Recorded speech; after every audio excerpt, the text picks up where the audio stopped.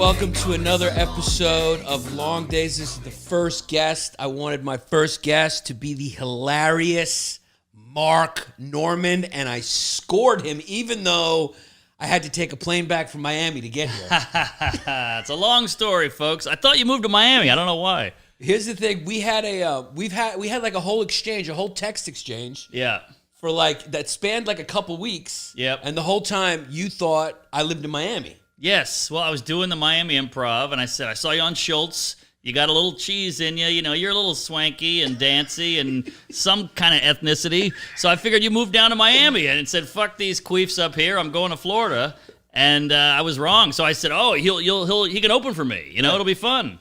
You have you're ethnic, but you're more ethnic in like a French. Yes, yeah, French kind of conquering, like a French kind of swing. But you're the ones in Louisiana. Were you guys like conquering French, or were you more like French Revolution kind of égalité, liberté kind of French? I know you eat crawfish, and it freaks me out. It's weird. You eat on newspapers like fucking Irish peasants. Yeah, well, you do Asians out here stealing our whole peel thing with the, you see them out there in the restaurant. They put the sauce right on the shell. Right. What are you doing, you crazy? Stop Asian hate. Stop crawfish hate. Exactly. You guys are ruining it. But my dad's like from France people, Normandy, you know, it's right in there. So then my mom's a big Sicilian cunt, and it's that mix. And then you throw some Cajun in there and a couple of blacks, and you got me. You know, it's interesting because, I just have to say this, how do I say this? Sing it, sister. I think if I was gay, which I'm not, Jeremy, that I would find you to be cute. Oh, thanks. All right. You're cute too.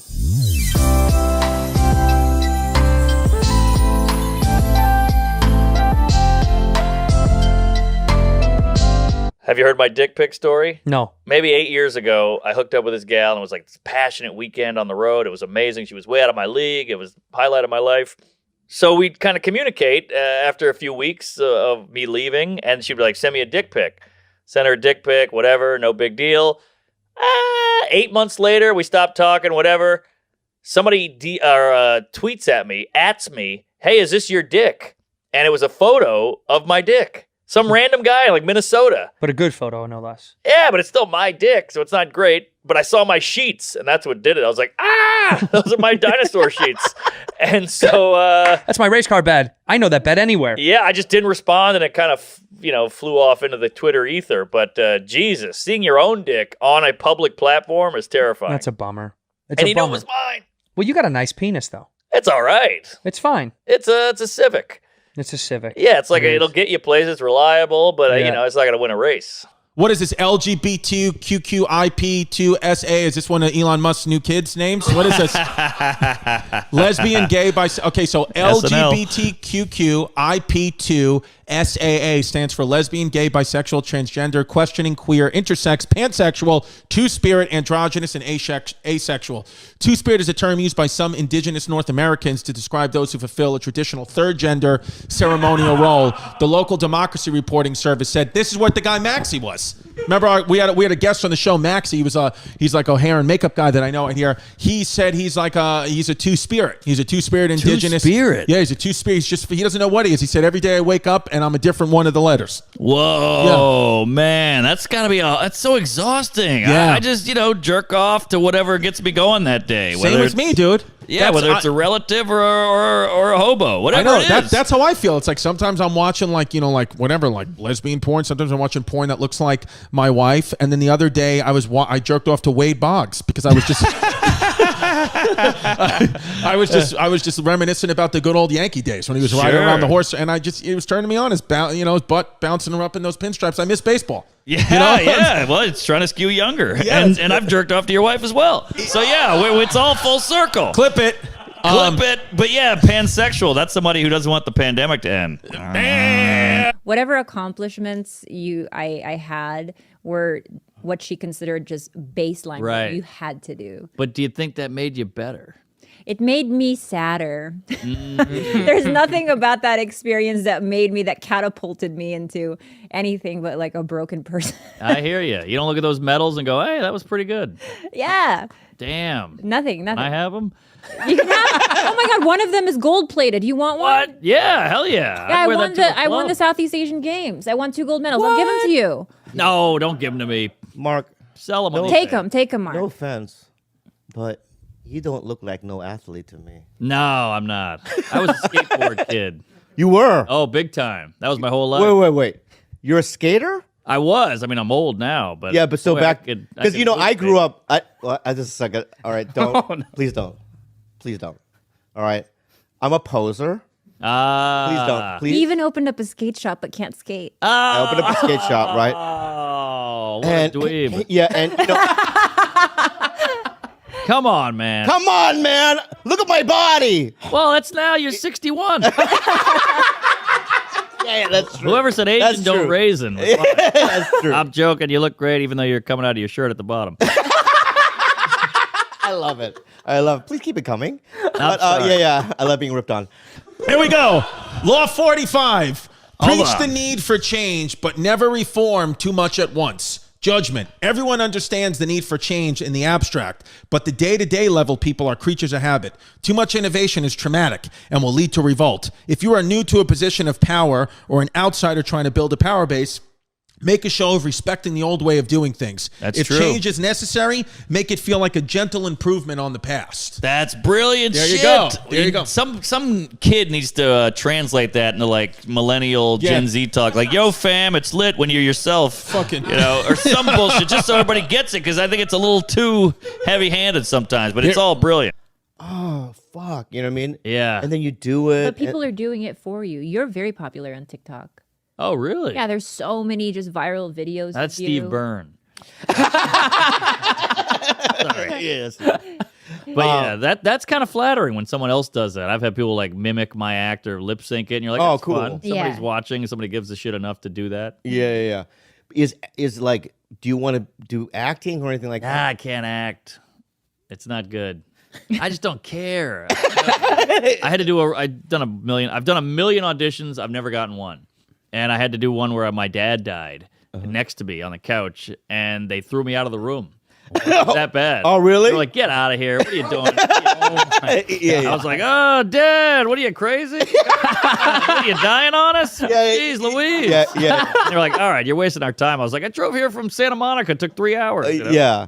We did the March Madness Yeah. competition, which they used to do at this Caroline's Comedy Club. It's like the first thing that like I ever did, like the first time like I ever got my name in the paper or like ever Right. got like appreciated by like a comedy club owner. But they starts out with 64 comics, and you all do a minute joke or 30-second joke, and it's like the audience votes, claps, Yeah, who's it's moving tough. on, who's moving on. Or actually, no, at that point I think it was a panel of judges. It was Yes. it was the owner of the club, Caroline Hirsch, the booker, booker. Louis Ferranda, and then they would have like an agent or Yeah, whatever. yeah. And then, so that's how you move on. So, like, Wow, I forgot about this. I was 100% like completely like brand new into comedy, been doing it a year or two. Like, Killing it, though. I knew some of these guys, but like nobody, like I never, like the clubs, nobody had ever, an agent never heard of me, a manager never heard of me. But I went all the way to the Elite Eight of this tournament. It's and a bracket system It's a where you bracket just system. keep I kept competing. winning. I kept winning and winning this thing, and I was like, oh shit! Like I've got, and it was the final 8 was like me, Norman, Sam Morrill, I think Nick, this guy Nick Cobb, Oh, yeah, Phoebe Cobb. Robinson, Yeah. was there, and then I forgot the other ones. But anyway, my mom said you were one of her favorites. She always remembered you.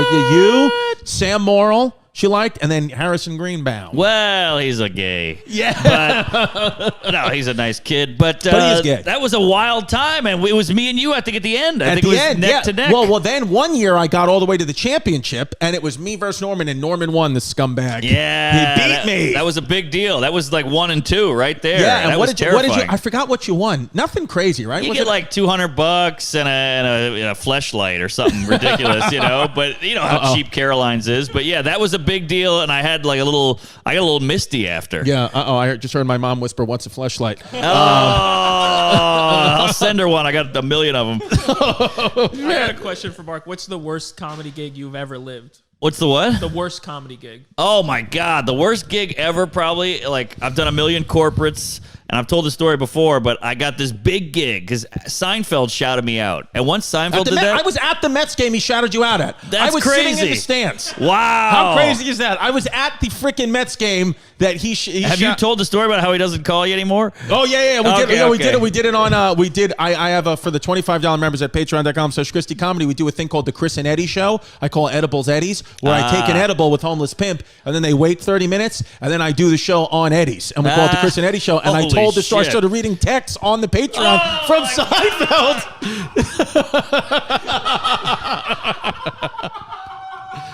Oh my God, that's wild. That's wild, dude. And I was like, oh boy. So Pip was like, put it at the 25 level.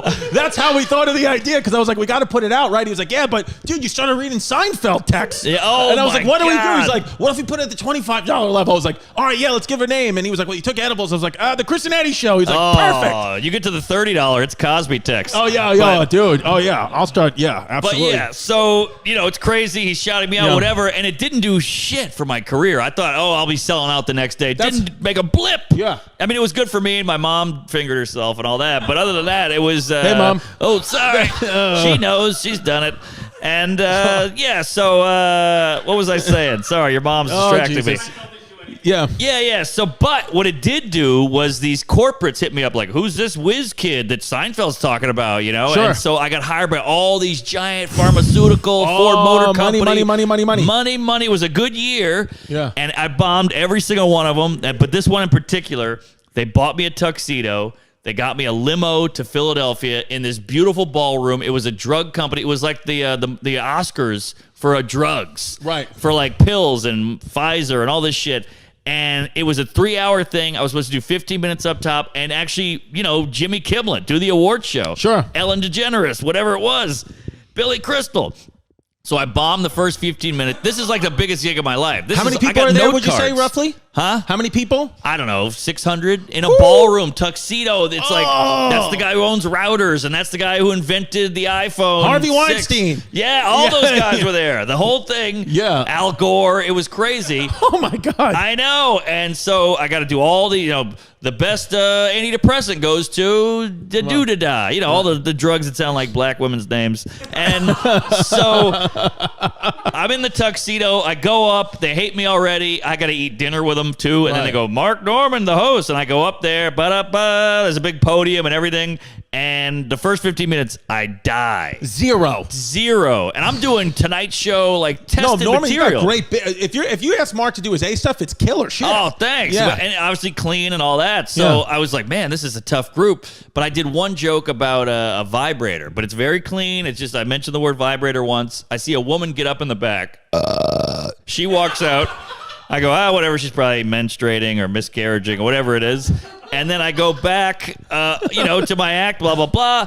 Bombing, whatever. Then we go into the award show, and I'm bringing up, this guy won. He comes up, says this little thing with the trophy. I make fun of him, and they didn't like that. So at one point, somebody's giving a speech, and I have a moment off to the side, and this lady in a headset's like, get over here. She's like, you pissed off the CEO's wife. She's furious. She's chewing him out in the lobby.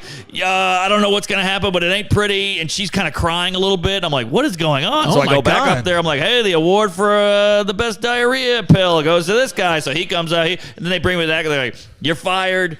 He's pissed. The CEO is yelling at me. He's like, how could you say that? My wife is furious. You're such a misogynist. I'm like, what are you talking about? This is all Tonight Show stuff. Yeah. And I was like, I hope for Seinfeld with this. He's like, you're a disgrace. You should be ashamed of yourself. They fired me. They made me return the tuxedo. They gave the stack of cards to some random Indian guy, and he had to host the rest, and they sent me home. What? Yeah. Did you get paid? I had to fight for it, but I got like half the money.